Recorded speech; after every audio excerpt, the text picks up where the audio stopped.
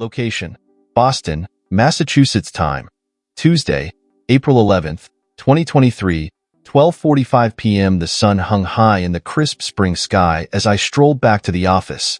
Lunch with the client was fruitful, a promising deal that could catapult my construction contracting firm into new territory. Dima, my business partner of 5 years, had played his usual part in orchestrating the negotiations. I trusted him, or at least I thought I did. Walking up the cobblestone pathway to our downtown office, I noticed something odd. Karen's blue sedan was parked at an unusual angle near the fire lane. My wife, ever meticulous, would never park so haphazardly. A small detail, but it tugged at me, a thread in the fabric of an otherwise perfect day. I entered the lobby, greeted by the receptionist's hesitant smile. "Hey, Ethan," she said, her eyes darting toward the closed door of my office. Something in her tone made me pause. "Everything okay, Lindsay?" She opened her mouth, but no words came out. Just a nervous glance. That thread I'd been tugging? It was unraveling now. As I approached the office, muffled sounds drifted through the heavy oak door. Laughter. Karen's laugh. Unmistakable and intimate. My chest tightened. Dima's voice followed, low and coaxing. I froze. Time slowed as my mind raced. No, I told myself. Not them. Not here. Heart pounding. I pushed the door open a crack. The sight was both surreal and damning. Karen, her head tilted back, laughing at something Dima had whispered. His hands were on her shoulders, too familiar, too comfortable. They didn't notice me standing there, my presence an unwelcome ghost in a scene I wasn't meant to witness. I wanted to storm in, to confront them, but I held back. Instead, I pulled out my phone, angling the camera through the crack. One photo, then another. Proof, I told myself. Evidence. But for what? Revenge? Closure? I didn't know. Before I could make sense of my next move, the door creaked under the weight of my trembling hand. They looked up, faces painted with shock. "Ethan," Karen stammered, stepping away from Dima. This isn't what it looks like." "No," I said, my voice cold and sharp. "Because it looks like you're screwing my business partner in my office." Dima, always the smooth talker, tried to interject. "Ethan, listen, man. Save it," I snapped, my voice echoing through the room. My gaze fell on Karen, her face pale and eyes wide. "How long?" "What?" she whispered. "How long?" Each word was a stone, heavy and deliberate. Neither of them answered, their silence confirming more than words ever could. Before I could decide whether to lash out or walk away, Karen's phone buzzed on the desk. The screen lit up with a message. "Looking forward to Friday, babe. Love you. Jay." I asked, pointing at the phone. "Who the hell is Jay?" Karen's eyes widened further. Dima looked away, suddenly interested in the floor. A dam broke inside me. "You've got to be kidding me. Dima, my business partner, and now there's a Jay?" Karen opened her mouth, but I didn't want to hear it. I grabbed her phone, scrolling through the texts. Each one was a knife to the gut. "Meet me at the usual spot," one read. "Thanks for last night." "You're incredible," said another. It wasn't just Dima. There was someone else. The room spun. Betrayal wasn't a sharp stab. It was a dull, unrelenting ache, a poison seeping into my veins. I turned to leave, needing air, space, anything to keep me from breaking down in front of them. But as I reached the door, Dima's voice stopped me. "Ethan," he said, desperation tinging his tone. "You don't understand. It's not like that." I wheeled around, laughing bitterly. "Oh, it's not? Then tell me, Dima, what is it like? Because from where I'm standing, it looks like you've both been screwing me over in more ways than one." Karen stepped forward, tears streaming down her face. "Ethan, please. Let me explain." "Don't," I said, my voice breaking. "Just don't." I walked out, slamming the door behind me. The sound echoed down the hallway as the threads of my life unraveled completely. Outside, the cold air hit me like a slap. I paced the sidewalk, trying to piece together the fragments of what I'd just witnessed. My phone buzzed in my pocket, an email notification from our biggest client. Subject: urgent. Contract termination. The hits just kept coming. Location: Boston, Massachusetts. Time: Tuesday, April 11th, 2023, 4:30 p.m. The office was a mausoleum when I returned. Lindsay had left for the day, the hum of the cleaning crew echoing faintly from the lower floors. My steps were heavy as I walked into my office. The faint scent of Karen's perfume lingered in the air, a cruel reminder of what had transpired just hours before. On my desk sat a single envelope, our company's official letterhead embossed in the corner. I opened it with shaking hands. It was a resignation letter. Ethan, I think it's best if I step away from the company. This was never my intention. I'll make things right. Dima. The rage that had simmered earlier boiled over. I crushed the letter in my fist and hurled it into the wastebasket. Make things right? He had already burned everything to the ground. My phone buzzed again.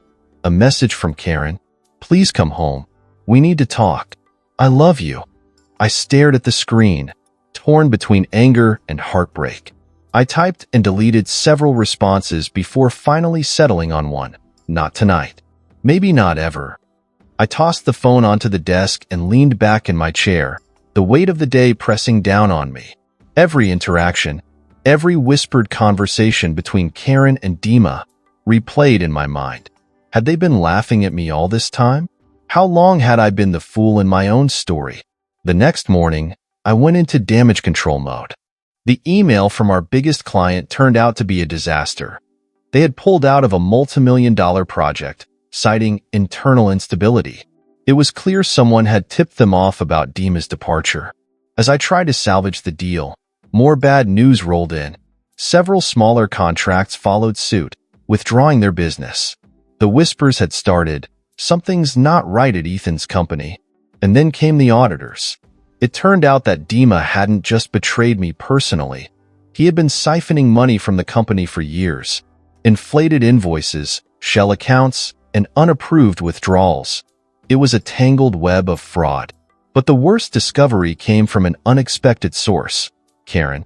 Location: Ethan and Karen's home time. Wednesday, April 12th, 2023, 8:15 p.m. When I finally returned home, Karen was waiting in the living room. Her eyes were swollen from crying, but her face was resolute. "We need to talk," she said softly. "I've got nothing to say to you," I replied, brushing past her. "Please, Ethan. You deserve to know the truth." I stopped mid-step, my back still to her. "The truth? Funny, I thought I already knew that. You cheated on me with my business partner, Karen. Or is there more?" "There is," she said, her voice trembling. "It wasn't just Dima." Her words hit me like a punch to the gut. I turned slowly, my eyes locking onto hers. "What the hell does that mean?" Tears spilled down her cheeks as she took a deep breath. "I've been seeing someone else. His name is Jeremy, J." My head spun. "Jeremy? Who is he?" She hesitated. "He's a financial consultant. He helped me figure out what Dima was doing." "You expect me to believe that? That you were just some innocent whistleblower who happened to fall into bed with him?" Karen winced but didn't deny it. "I didn't know about Dima's theft at first. Jeremy suspected something when he reviewed your accounts. He told me to keep an eye on things. And instead, you slept with him." Her silence was answer enough. Location: Jeremy's office, downtown Boston. Time: Thursday, April 13th, 2023, 11 a.m. I wasn't done. If Karen wasn't going to give me straight answers, I'd get them from the source. Jeremy's office was in a sleek, modern building overlooking the Charles River. The receptionist barely had time to object before I barged into his corner office. "Ethan," he said, standing up from his desk, "this is unexpected." I slammed a stack of papers onto his desk, printouts of emails and transactions that I had pieced together from the mess Dima left behind. "You've got 30 seconds to explain what the hell is going on." Jeremy adjusted his glasses, his expression calm but guarded. "I see Karen told you about me." Cut the crap. Did you know about Dima? He nodded. I suspected it months ago. That's why I reached out to Karen. I thought she could help me confirm my suspicions. And you couldn't have come to me directly? He hesitated. Karen said you were under a lot of pressure. She thought it would be better if she handled it. Rage bubbled to the surface. She handled it by screwing you and keeping me in the dark. Jeremy raised his hands defensively. I didn't plan for things to get personal, Ethan. But you should know that Dima is more dangerous than you think. What the hell is that supposed to mean? He pulled out a folder from his desk, handing it to me. Dima isn't just a thief. He's been laundering money through your company for a criminal syndicate. That's why I got involved in the first place. I work with the FBI. Location: Ethan's car, driving home time. Thursday, April 13th, 2023, 3 p.m. The folder sat on the passenger seat as I drove.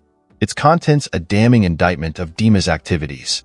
Bank transfers to offshore accounts, connections to known criminals. It was all there. But one page stood out. A list of transactions involving Karen. She wasn't just a pawn. She was complicit. My phone buzzed. It was a text from Dima. We need to talk. Tonight. Meet me at the old warehouse at 9 p.m. I gripped the steering wheel, my mind racing. The game wasn't over yet, and the stakes were higher than I ever imagined. Location: abandoned warehouse, South Boston time. Thursday, April 13th, 2023, 8:55 p.m. The warehouse loomed ahead like a shadowed behemoth, its broken windows and rusted frame a fitting stage for what felt like the climax of my unraveling life. The folder from Jeremy was tucked under my arm, a ticking time bomb of evidence. My heart pounded as I parked my car a safe distance away. Dima's car was already there, its headlights cutting through the darkness like daggers. I stepped into the cavernous space, my footsteps echoing on the cracked concrete. Dima emerged from the shadows, his face a cocktail of nervous energy and smug confidence. "Ethan," he greeted, spreading his arms like a host welcoming a guest. "Glad you came." I tossed the folder at his feet. "Cut the theatrics, Dima. I know everything. The laundering, the theft, and the deals with the syndicate." He glanced down at the folder, but didn't pick it up. Instead, he chuckled. "You always were good at figuring things out, just a little too late." I clenched my fists, taking a step forward. "You destroyed my company. You betrayed me. And for what? Money? Power?" "It's not that simple," Dima said, his tone softening. "You think I wanted this? I was in too deep before I even realized what was happening. They don't take no for an answer, Ethan. These people, they'll ruin you if you try to back out. Then why drag me into it?" I snapped. "Because I needed a fall guy." The words hit me like a slap. He continued, his voice cold and matter-of-fact. "You think I was going to let them come after me? No, Ethan. You were the perfect target. Reliable, trustworthy. You made it easy. All those contracts you signed without question, they're in your name, not mine." I lunged at him, grabbing his collar. "You bastard." But before I could throw a punch, the sound of footsteps echoed through the warehouse. I turned to see two men in dark suits approaching, their faces obscured by the shadows. "Ah, there they are," Dima said, prying himself free. "I figured they'd want to meet you." Location: abandoned warehouse, South Boston time. Thursday, April 13th, 2023, 9:10 p.m. The men stepped closer, their presence suffocating. One of them spoke, his voice calm but menacing. "Mr. Carter, we've been watching you for some time." "Watching me?" I asked, my throat dry. "You're in possession of some sensitive information," he said, nodding toward the folder. "We can't allow that to leave this room." I realized too late that I had walked into a trap. Dima smirked. "Sorry, Ethan. Business is business." Before I could react, one of the men reached for a gun. My instincts kicked in, and I grabbed a rusted metal pipe from the ground. Swinging wildly, I managed to knock the weapon out of his hand. Chaos erupted. The other man lunged at me, but I sidestepped, sending him crashing into a stack of crates. Dima tried to run, but I tackled him, pinning him to the ground. "You're not getting away with this," I yelled. Dima laughed through gritted teeth. "You think you've won? You have no idea what you're dealing with." Location: FBI headquarters, Boston time. Friday, April 14th, 2023, 7:30 a.m. I sat in an interrogation room, the events of the previous night replaying in my mind. The FBI had arrived just in time to arrest the two men and take Dima into custody. Jeremy had tipped them off, providing the location of the meeting. An agent entered the room, her expression stern but not unkind. "Mr. Carter, we've reviewed the evidence you provided. It's clear you were a victim in this scheme." Relief washed over me, but it was short-lived. "However," she continued, "your company's ties to the syndicate make this a complicated situation. You'll need to testify against Dima and the others involved. Are you willing to do that?" I nodded without hesitation.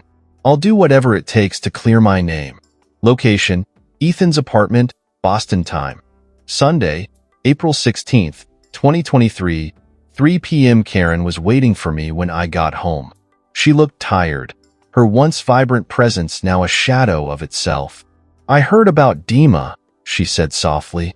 "It's over," I replied. "The FBI has everything they need." She hesitated, then said, "I know I've done terrible things, Ethan, but I never meant for any of this to happen. I was trying to protect you." I shook my head, unable to meet her eyes. "You didn't protect me, Karen. You betrayed me." Just like Dima, tears welled in her eyes, but I couldn't bring myself to comfort her. "I'm filing for divorce," I said, my voice steady. "This marriage is beyond saving." Location: courtroom, Boston time. Monday, July 10th, 2023, 10 a.m. The courtroom was packed as Dima was led in, his once confident demeanor replaced by a defeated slump. I took the stand, recounting everything: the theft, the betrayal, the laundering. When the verdict was delivered, guilty on all counts, I felt a weight lift off my shoulders. Justice had been served, but the scars of betrayal would remain. Epilogue location: Boston waterfront time. Friday, December 1st, 2023, 6 p.m. The cold wind bit at my face as I stood by the water, reflecting on the whirlwind of the past year. My company was gone, my marriage was over, but for the first time in months, I felt free.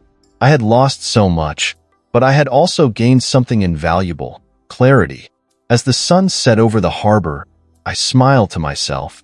This wasn't the end of my story, just the beginning of a new chapter.